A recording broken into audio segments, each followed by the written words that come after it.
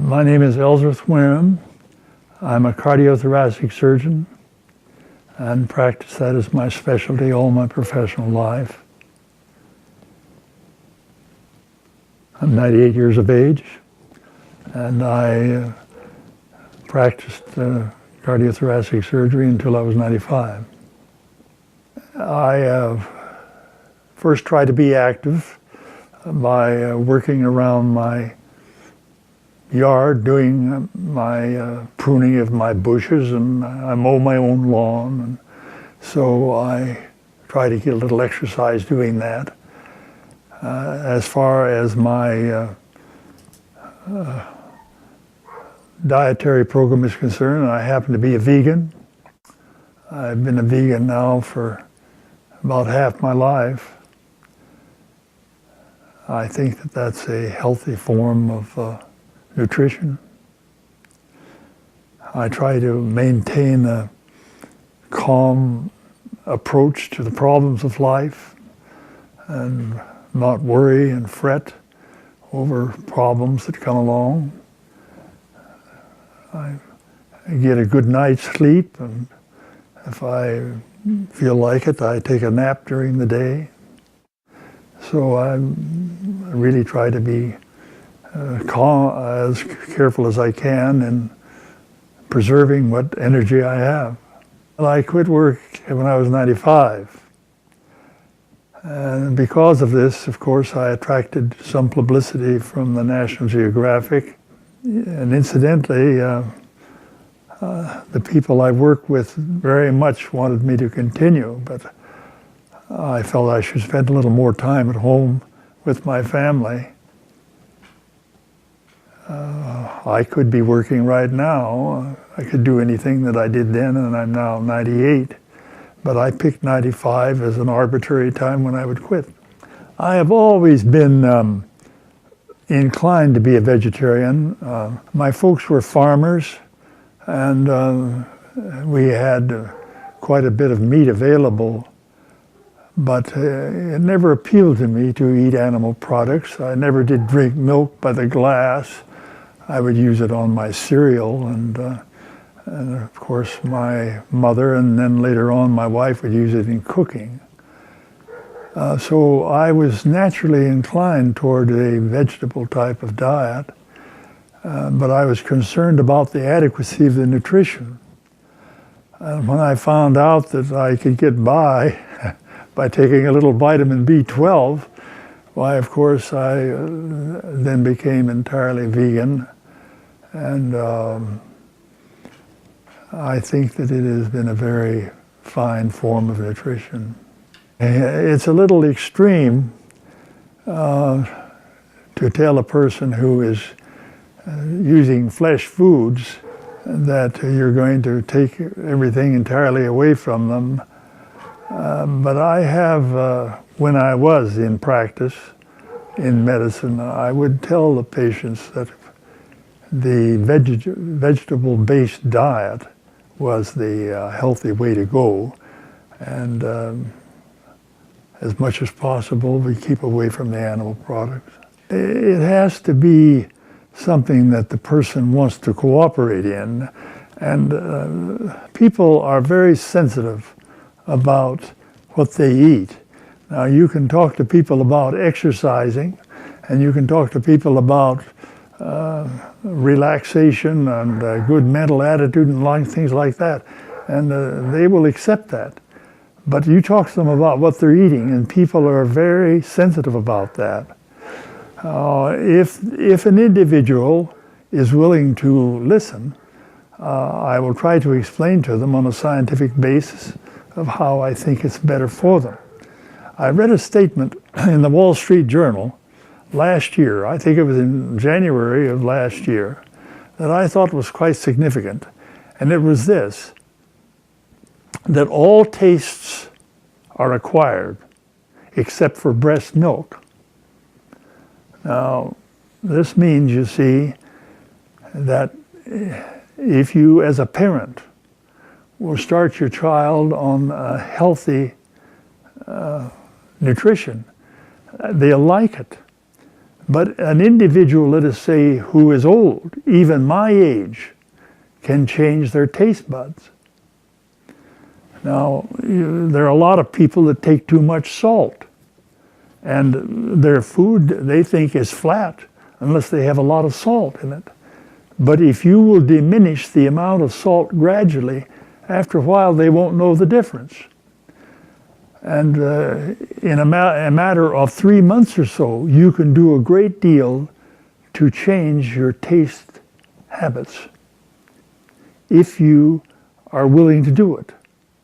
If a person is willing to go through the change and give himself time, he will enjoy foods that are healthy for him. As you know, cholesterol is the chief problem you have to be concerned about as far as developing coronary occlusion and coronary disease is concerned. If your cholesterol is under 140, very, very seldom that anybody has a heart attack who has a cholesterol of 140. Now, the factors that influence your cholesterol are things that we should know about. And one of the factors is the amount of saturated fat. And most animal fat is saturated, whereas the vegetable fat is unsaturated or monosaturated.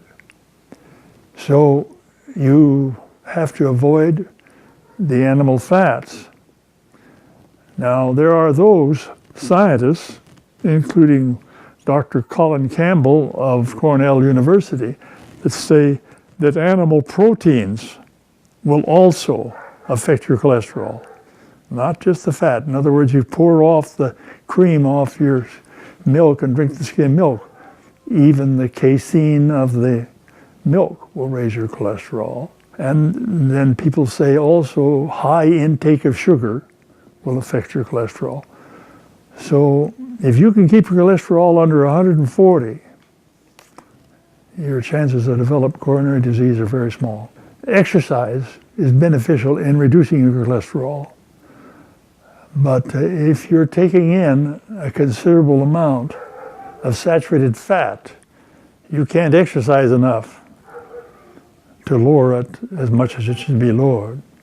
The easiest way to get your cholesterol down is to watch what you eat. Now, you can lower your cholesterol by exercise, but I'm talking about, 15 or 20 milligrams per cent, something like that. But if you get on a vegan diet, which is low fat, you can drop it much more. When we went abroad, we had an open heart surgery team that this would be maybe a dozen to 24 people that would go with the team and do open heart surgery in overseas countries. But this was back 50 years ago, you see, when open heart surgery is first starting out. Now, there's no need to do anything like that. Now, most of the surgery we did when we went abroad, it was for congenital heart disease, that is defects of the heart with which a person is born, holes in the heart, malformations of the valves and so forth. And the other was valvular heart disease due to rheumatic fever. We didn't do very many coronary cases when we went overseas. Coronary disease is a disease of the more developed countries. That's being a little bit discriminatory, I presume, but America, undoubtedly, in my opinion, has been the leader in the development of coronary disease. I mean, in development of treatment of heart disease. And I think has also led out in the research of the cause of the disease. We have a lot of information in this country which is not being applied, which would greatly reduce the incidence we have of coronary disease. I don't know whether you've been following the news, but Mayor Bloomberg of New York has, made certain laws establishing the size of the soft drinks which you can buy and so forth and so on. And he has other areas in which he is also enforcing by law healthful habits. Many people question whether you should have your individual freedom limited by laws, but there's no question about it that there are certain things that we could implement in this country that would greatly reduce heart disease. The Cleveland Clinic is the world's great center for coronary artery disease. Coronary angiography, the study of the coronary arteries, was developed at the Cleveland Clinic. And you can't diagnose where the stoppage is in your coronary arteries without coronary angiography. Now we have some newer methods, but that's still sort of the gold standard. And Dr. Esselstyn of the Cleveland Clinic, he says that coronary artery disease does not need to exist. And if it does, it doesn't need to progress. And he does it on a low-fat vegan diet. There have been only 2 people in the world that I know of that have demonstrated that they can arrest and reverse coronary artery disease. And they are Dr. Dean Ornish of San Francisco and Dr. Esselstyn of the Cleveland Clinic, and they both did it on a low-fat vegan diet. If you go on a low-fat vegan diet and you exercise, your chances of developing coronary disease will be very low. Get that cholesterol under 140, and you can. My cholesterol is 117. If I have some pain in my chest, I know it is not coronary disease. It may be due to something in my esophagus, hiatus hernia from my stomach or something else, but it's not coronary disease. Because at 117, I'm not going to develop it. Anybody can do those things. Very simple.